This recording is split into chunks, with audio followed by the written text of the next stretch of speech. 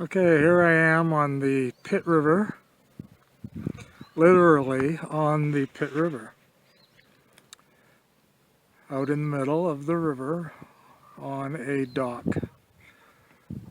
So I'd like to discuss today fatal gunshot wounds, specifically in the world as compared to North America, Canada, and the United States. Now there are approximately 1 million people shot to death every year in the world.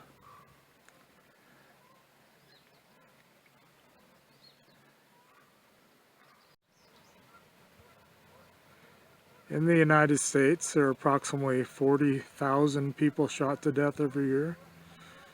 And in the Canada statistics, which are not kept as stringently as the United States, there are approximately a couple thousand people shot to death every year. Now, what I'd like to point out about this is in research from previous years, it was found that less than 10% of people that are actually shot with a firearm actually have a fatal injury.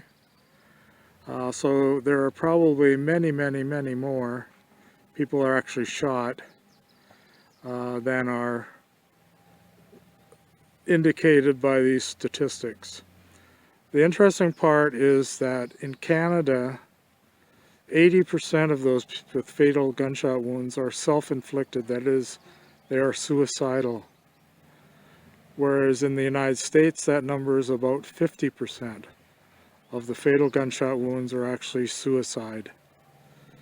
So that's an important distinction between the two countries. Consider the United States has many thousands of laws against firearms. Canada has fewer laws, but much stricter laws, such as automatic rifles, semi-automatic rifles, handguns, etc. are not allowed, and only weapons that are used for hunting, such as shotguns and long barrel rifles, are allowed for hunting purposes only, and target practice, I guess you might add. Versus the United States, handguns are allowed, semi-automatic and sometimes even automatic weapons have been allowed. So I would say there's big differences there, and you can draw your own conclusions about what those differences make on the percentage and numbers of fatal gunshot wounds, especially suicide. I guess my next point is that having a readily available firearm when someone is suicidal basically is a promotion to end that person's life more quickly, having a readily available weapon.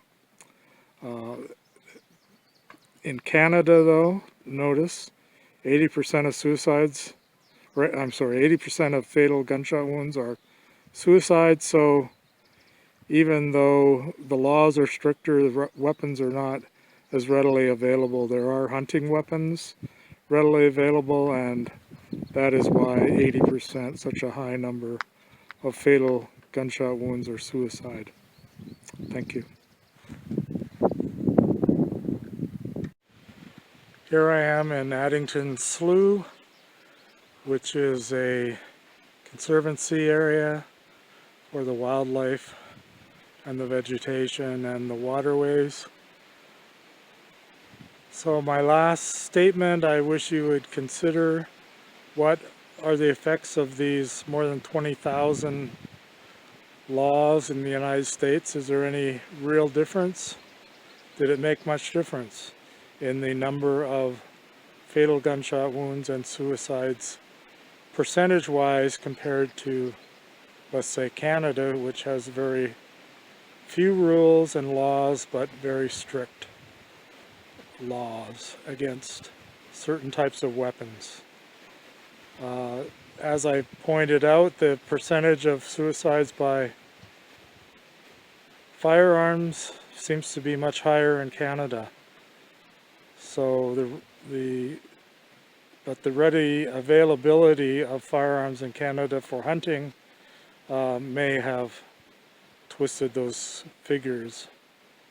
The reason to prevent firearm readily available for suicides is that not having them available, yes, may help prevent suicides. As the person suddenly decides to commit suicide, then if given enough time looking for a weapon, he may change his mind, or she may change his mind. But again, it's high percentage more males than females. Thank you. Addington Slough, Pit Polder, protected area.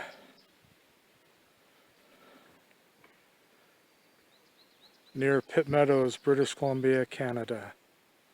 Wilderness area.